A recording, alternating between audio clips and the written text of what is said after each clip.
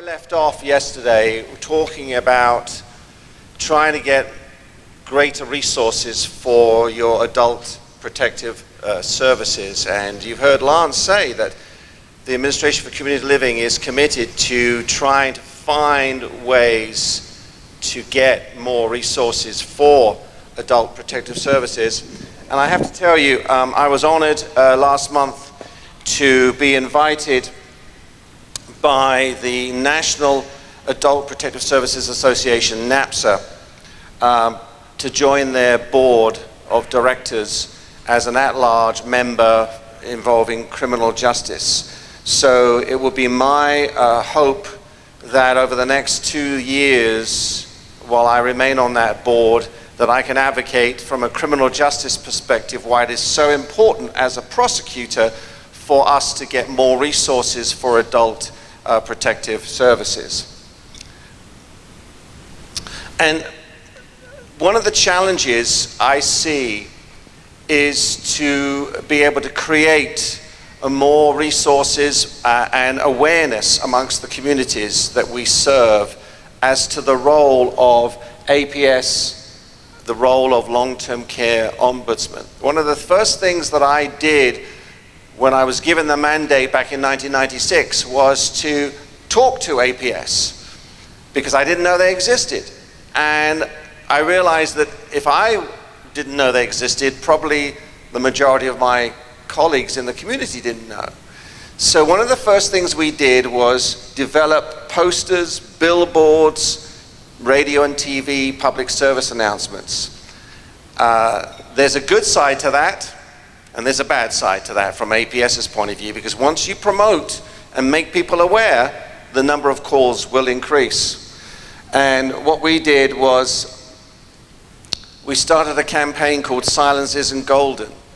The only way we could do this was by asking for an advertising agency to do this pro bono. And they came forward and they did this campaign all on their own without funding as a public service. And so we developed the theme, Silence Isn't Golden. We used red for physical abuse. We used green for financial abuse. And we used blue for neglect. And once we developed this theme and we put these posters everywhere in our county, bus shelters, dentist offices, libraries, anywhere that the public were gathering, we would place this. And at first, APS came to me, high-fived me, great, this is great. 6 months later, what have you done? We're being bombarded with calls, we can't keep up with it.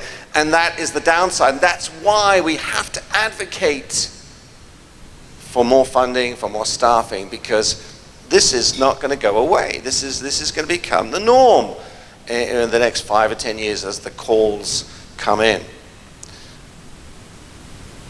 Now, Tennessee, let me have a little word with you. You have a very serious obligation. An obligation that not many states have.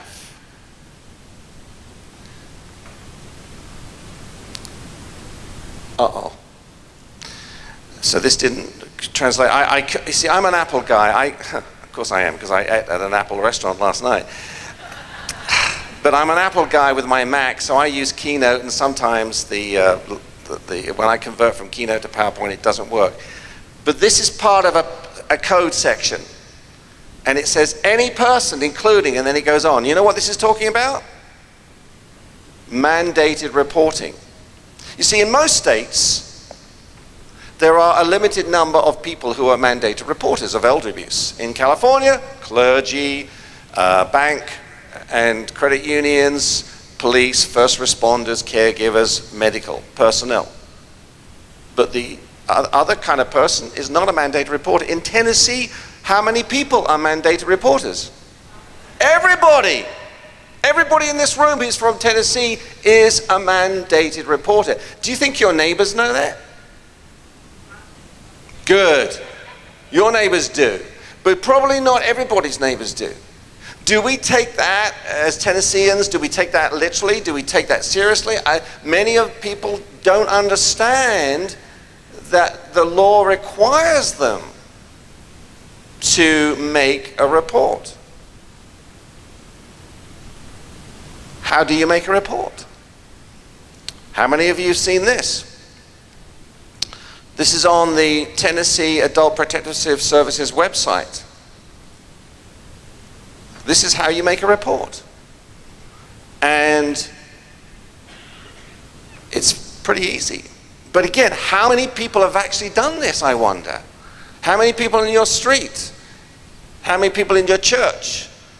How many people in your neighborhoods know how to make a report? This is a challenge that we need to be able to get out there to every single person that we meet, because it's an obligation.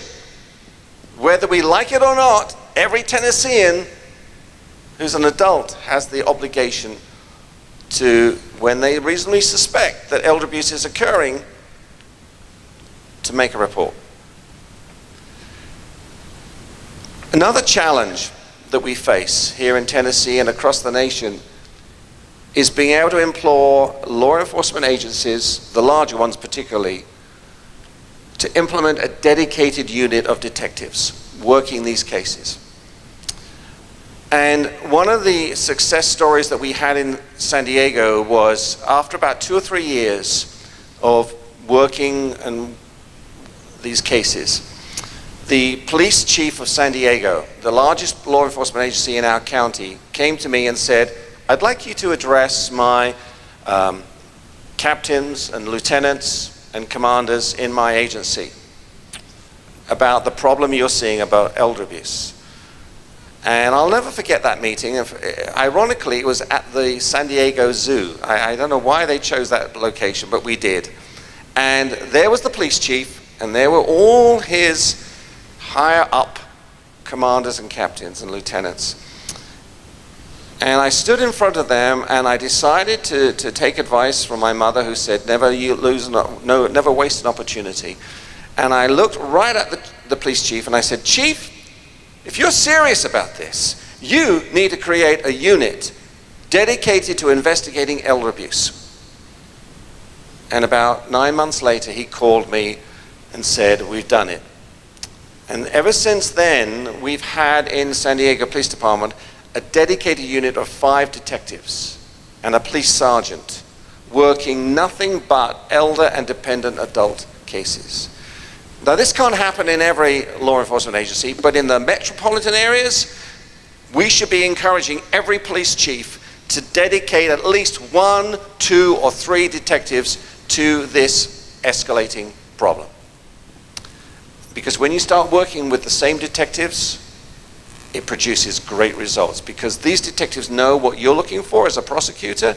They know where to find the evidence, and they know how to bring you the cases that will ultimately result in filing charges. We also need to encourage prosecutors around the nation to get more involved. And it's happened in Tennessee. I've seen the expansion of interest since I first came 4 years ago.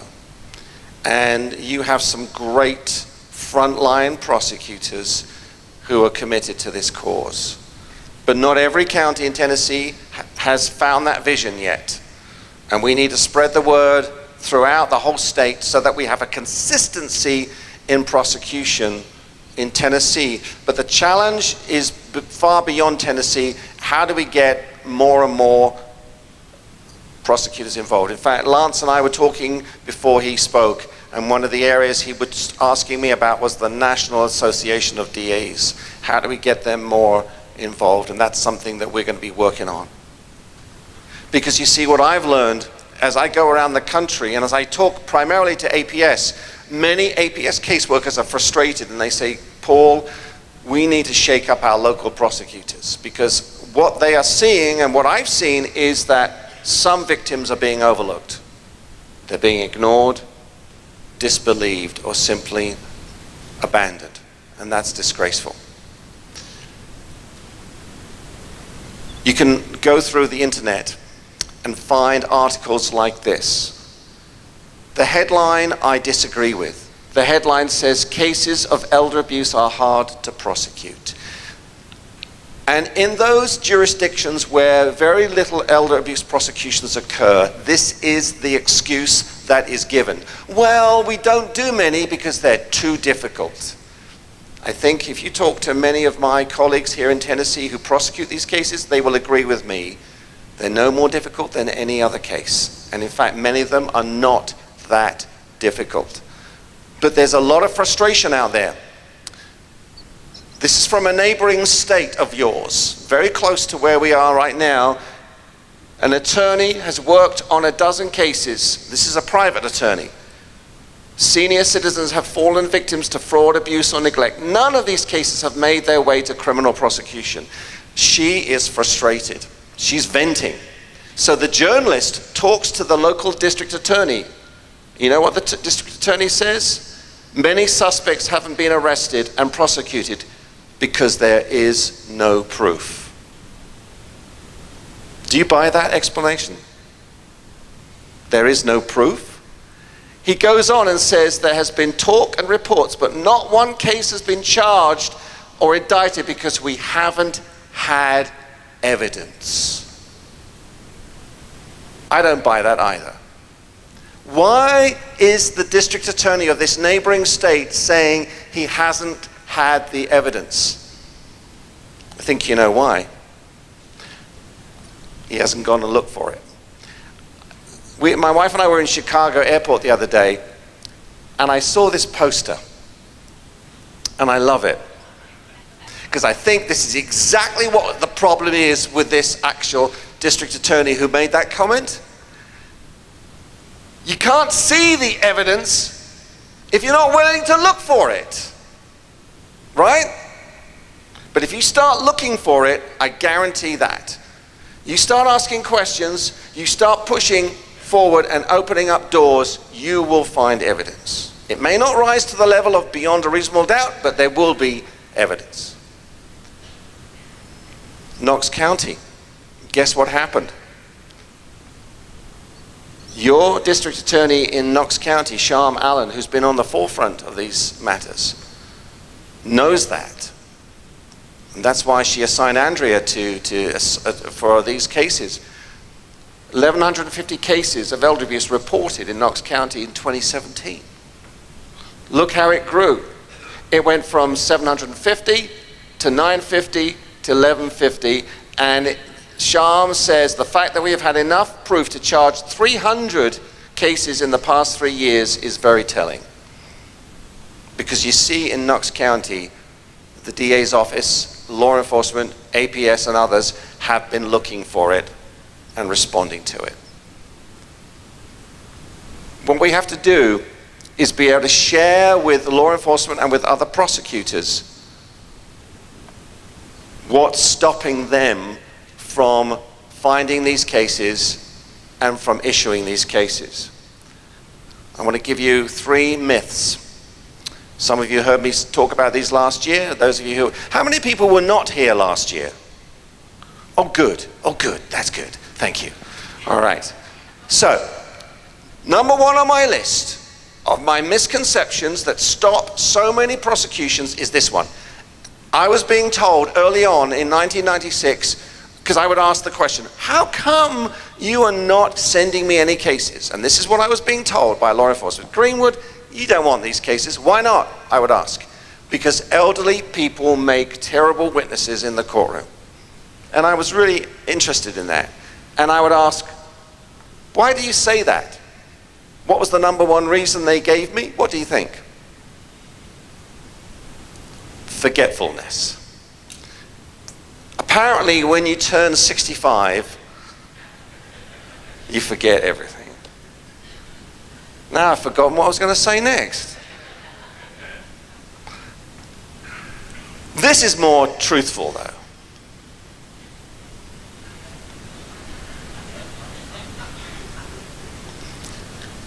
You don't have to be 65 or 75 or 85 to be forgetful. You can be forgetful much younger in life. I often say this, who would I rather have in the witness box? 95-year-old Agnes, because 95% of all my female victims are called Agnes, or a 21-year-old fella from Pacific Beach who's a surfer. Who's more forgetful? I'll tell you who's more forgetful. Plus, his vocabulary is more limited than Agnes's. But these are all misconceptions, that we label somebody who is 75 years of age or older. Although there is one characteristic here which is actually quite truthful. It's number 3 on my list. Oh my goodness. Older adults sure can be long-winded, if you let them. My worst possible witness would be an elderly retired lawyer. That would be awful, terrible. You just have to learn how to control the conversation and take control and ask the right questions and keep the information brief.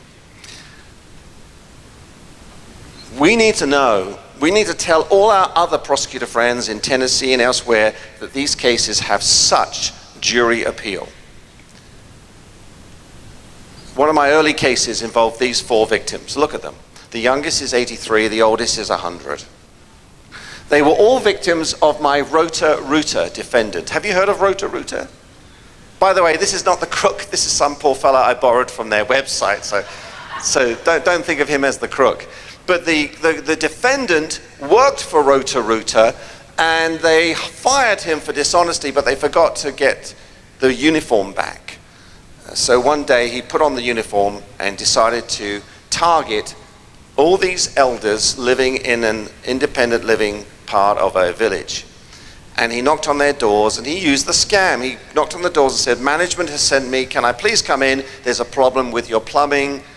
And of course, they let him in. And then he would steal their jewelry, cash, and other things as they were in the rear bathroom, turning on the hot and cold taps at his direction. Now look at these 4. And particularly, I want you to look at Agnes here. Okay? This is Agnes. She's 87. She's got the most gorgeous smile. She's 5'3". And when I first started out in my office, all my colleagues made fun of me for doing elder abuse. They thought it was a demotion. And I'll tell you who made fun of me most, the gang prosecutors. You can always tell a gang prosecutor because they walk differently. Actually, they don't walk, they swagger. Because they have an air of attitude about them, which they've earned, fair enough. But they would come up to me and they would make fun of me more than anyone else. But then after a couple of years, when I'm in the elevator with Agnes and I'm about to introduce her to my jury, and in walks the gang prosecutor with his victim. Oh, you know exactly what a gang victim looks like, don't you? Oh yes. Tattoos, 21 years of age, because he's a member of the rival gang. And he's about to introduce his victim to his jury, and in they walk, and Agnes looks at my gang prosecutor friend and says, "Good morning, young man." Oh, I used to love that. And I used to love looking at the expression of jealousy on my colleague's face, because I know what he's thinking. "Greenwood, can I borrow Agnes for 5 minutes?" You know? And then what I would love is I would walk to court knowing that Agnes was sitting on the bench outside the courtroom, and I would be feeling so empowered. I say, "Good morning, Your Honor. Good morning, ladies and gentlemen of the jury. Your Honor, the people are ready to call their next witness, Agnes Smith." And then she walks and she takes the oath, and I'm standing the other side of the 2 gates in the courtroom, and I didn't ask her to do this, but on the way in she comes up to me and she links arms with me. Oh, perfect. Because now I get to walk up slowly past the jury box. Oh. And on the way past, she stops and she turns to these 12 strangers who she's never met, and she says, "Good morning." By the time she walks into the witness box, 4 of my jurors want to adopt her as their grandmother. So this is what we need to be able to persuade prosecutors all over the country, that these cases have massive jury appeal. For example, look at, this was one case. Look how many I had. 1, 2, 3, 4, 5, 6, 7 silver-haired ladies. They were all victims of the same defendant. He was a maintenance guy in the assisted living facility where they lived. and he'd stolen their jewelry. We had 13 victims, but only 7 could show up for the preliminary hearing. 3 had medical issues, and the other 3 were on cruises. Classic, you know. That's the trouble with prosecuting in San Diego. Half the time your victims are on the high seas. But the jury appeal is enormous. Myth number 2, if my elderly victim refuses to provide information, they tell me there's nothing that can be done. We see this all the time in Tennessee and elsewhere. Do you think that when this mother gets my subpoena to come to court to testify against her own son who did this to her, do you think she's happy about that? No. Many times she's reluctant. Many times she will actually recant. Many times she will be arguing with the prosecutor saying, I want to drop the charges. I don't want to press charges. This is where we have a respect for adult protective services, but we differ. And this is where you have to understand this. Prosecutors cannot rely on self-determination. If a victim tells your prosecutor in Tennessee, I don't want this case to go to court, prosecutors have a higher duty than simply listening to the victim and going with what they want. Because we do not represent the victim in court. When prosecutors in Tennessee go to court, just like what I have done for 25 years, good morning, Your Honor, Paul Greenwood for the people. We represent the community in your jurisdiction. It is important that we understand that. And the 3 words that I hate to see in a police report are these 3 words. Victim declines prosecution. It happens. What we have to do is encourage police officers and deputy sheriffs not to write that in a report. Because you see, what is the risk? If we allow victims to tell us, no, I don't want anything to happen to my son, what is the risk? The risk is that the son gets a message. I can hit my mother and nothing will happen to me.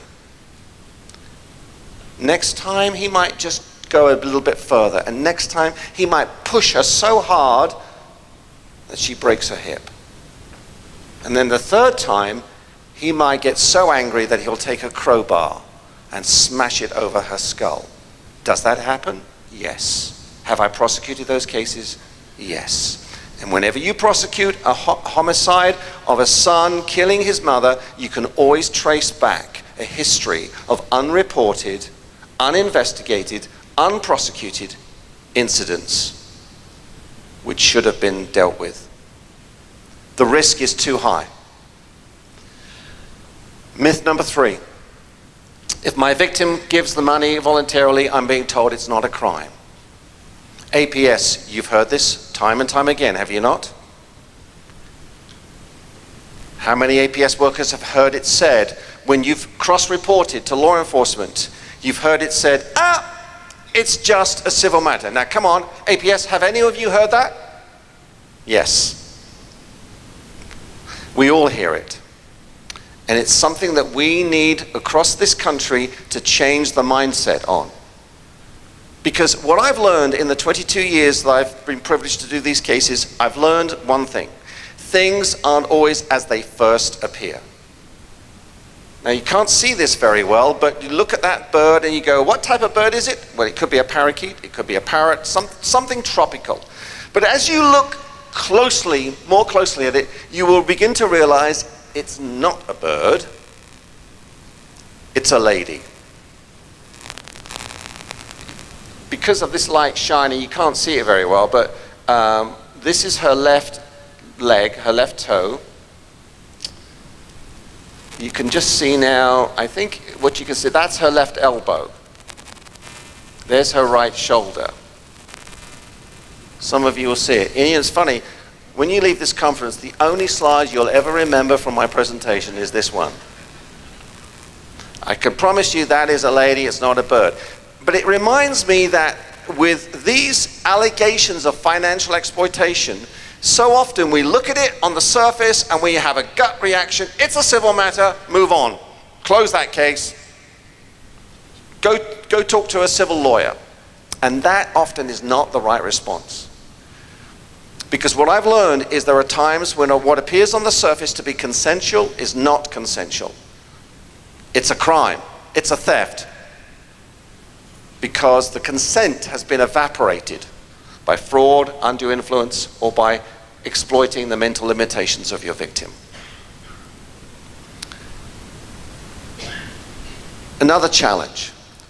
We've got to seek laws that actually assist in holding perpetrators accountable.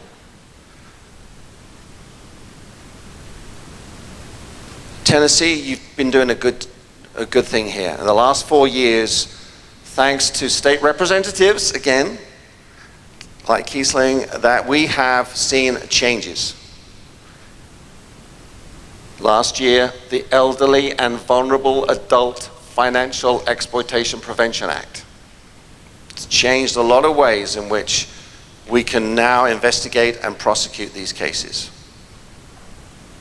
This year, the Elderly and Vulnerable Adult Protection Act that Andrea talked about yesterday, which has brought enhancements, expanded the definitions of what constitutes certain types of abuse. And this is very healthy. And you're going to continue to expand and promote different laws that protect and the elderly, but also importantly give teeth to prosecutors to be able to really go after some of these perpetrators and raise different offenses from misdemeanors to felonies. And at the federal level, last year we had the Elder Abuse Prevention and Prosecution Act. Now, in my tenure of the last 22 years, this is the first time we've really had an effective federal law that recognizes elder abuse. Back in the Affordable Health Care Act, there was a little bit about elder abuse in there, but it really didn't mean much to most of us. This has had more significance because what it's requiring is, and this is what Lance was talking about, and thanks to the lady from the TBI, she gave us the name of your U.S. Attorney, Assistant U.S. Attorney here in Tennessee, who is the lead person. This is why we now have in every jurisdiction, every district, an Assistant U.S. Attorney who serves as your Elder Justice Coordinator. This is fantastic because now finally local DAs and federal prosecutors are talking amongst themselves and how they can work together. It provides for training on how to conduct these investigations and how to interact with victims. This is on the federal level. This is great. And it calls for data to be collected. Lance was telling me just before he spoke that the feds are now down in the Carolinas and they've got 20 prosecutors right now working on cases of exploitation that are occurring right now in the Carolinas as a result of the hurricane. This has never happened before. This is good. So there are some success stories coming out of federal prosecutions. I'm looking forward to hearing from your postal inspector after the break, because there are so many cases of postal fraud and mail fraud and scams, and we need the feds really to start prosecuting these cases, and they're starting to do that. You all know about these sweepstakes scams, and most of the time we never find the culprits. But look what's happening now. On the federal level, Jamaican lottery fraud suspects are being caught, and where are they being prosecuted? North Dakota. Whoa! From Jamaica to North Dakota. I just think that's brilliant, bringing back a defendant from Jamaica, 95-degree weather in January in North Dakota. That is fantastic. Brilliant, as I say, Aaron, brilliant. This is the new phrase I've taught Aaron, okay? When something's good, you don't say that was good, you say brilliant, okay? And this is a case what I was so excited about because we had a victim in San Diego of the grandma scam. My investigator followed the money, and he followed it all the way to a suspect in Southern California, and he was part of this big, big ring originating out of India. And out of Houston, Texas, the US Attorney's Office did a phenomenal prosecution, and our defendant was one of 55 that was prosecuted and convicted. We've got to encourage more collaborative efforts in every state. We've talked about multidisciplinary team approach. Lance showed us the jigsaw puzzle. I talk about the 3 C's: collaboration, cooperation, and communication. It is vital that we work continuously with these agencies. Please don't let this conference go by in vain. We need you to springboard from the networking that you've done to produce greater cooperation and communication and collaboration with your agencies. Great examples in Tennessee. Obviously within East Tennessee, your area agency on aging is just fantastic how you've worked together. The Tennessee Vulnerable Adult Coalition and the TN4 and these, just so many different examples in Tennessee. You should be proud of that and continue to work to bring in more groups together. We developed our own blueprint in San Diego that recognized the efforts of different agencies. If you'd like a copy of the blueprint, it's 56 pages in length. I'll email it to you. Just send me an email and I'll send it to you. This is what it looks like. It's called Coordinated Care and Community Response, and it's PDF. I can send it to you. But it shows ways that you can collaborate together in some kind of formal document that will be distributed. So you can model it on our one, take whatever you like from it, and build your own. But there's so much more that we can be doing. Watch for an explosion of these cases. You are going to see over the next 5 years a huge increase. It's been called a public health problem. Financial exploitation of elders is a public health problem.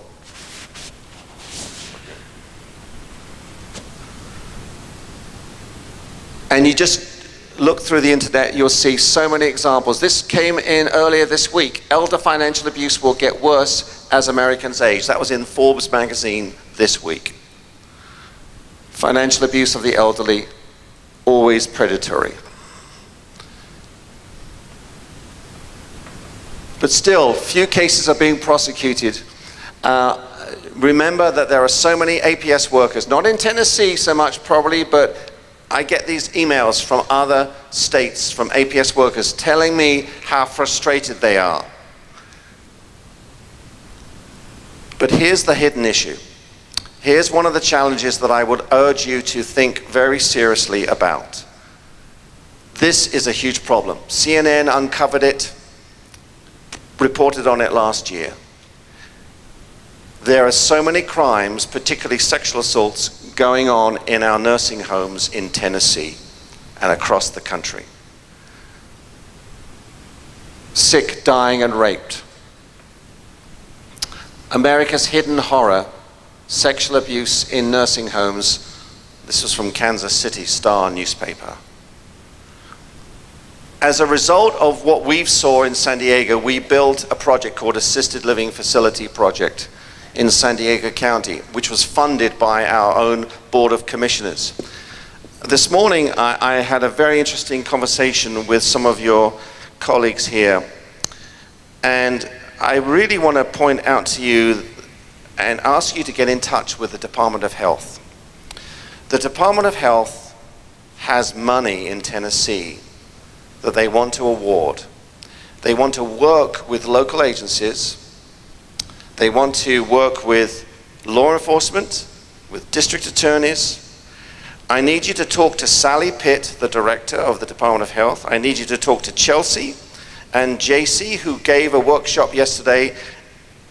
How often do you have people come up to you with business cards and say, we have money available in Tennessee? This is extraordinary. And if there's one area that is not being covered by law enforcement and by prosecutors, it's this area. Through no fault of their own. But if there's money available, we've got to tackle this head on. It's got to be in skilled nursing facilities. The money is available to work on projects that will uncover crimes in skilled nursing facilities, that you work with residents of these skilled nursing facilities. So please, before you leave today, talk to somebody from the Department of Health to get more information about how you can apply for grant money. And then Lance talked about the opioid epidemic, but here's another one, guardianship abuse. This is going to become a hot topic in the next 5 years. Did any of you see this cover article from the New Yorker magazine, how the elderly lose their rights? If you want to get a really sort of a reality check, go on YouTube and type in the name, 2 names. April Parks. Her name is April Parks. She's out of Las Vegas. You need to read her story or watch her story on YouTube. She was an appointed guardian, and she literally took a house from under the noses of an elderly couple. And the daughter of this elderly couple had no knowledge that her parents had basically been kidnapped by April Parks. And she's now been indicted along, sadly, with a lieutenant from the Las Vegas Police Department, who has been a co-conspirator, allegedly. I get emails about probate court investigations. APS are worried about so many people who are not getting due process because they have been made wards of court. So watch out for this. So as we move ahead, what is my challenge to Tennessee, to you all, as we move ahead? I think this conference can be a catalyst for what this poster is demonstrating. We need to make elder abuse emerge from the shadows of public consciousness. This is a troubling poster. Physical abuse, mental abuse, sexual abuse, which will it be today? Sadly, somewhere in Tennessee, one of these things is going to happen to one of the elderly citizens. This is a lofty goal, but it's something that we need to strive for, reaching all victims, older adults, people with disabilities. That is our goal. That is something that I hope that you will take with you today, that you will be really committed to trying to reach the victims who've been previously forgotten, overlooked, ignored, or abandoned. I always try to finish with 3 words that begin with the same letter. In my closing arguments in front of a jury, I try to summarize my theme with 3 words that begin with the same letter. I love the letter P. Why? Because my name's Paul, and I'm a prosecutor. The 3 Ps that I see constantly represented throughout this conference in dedicated individuals: passion, purpose, perseverance. And when you apply those 3 Ps in your career, in your job, in your personal life, it's amazing what will and has happened already. So there's my contact information. If you'd like the blueprint, please do not hesitate to contact me. I'll send it to you. And if ever I can be of assistance to you, I'll have a few words at the end of the conference, but if I can ever be of assistance to you, that's how you get in touch with me.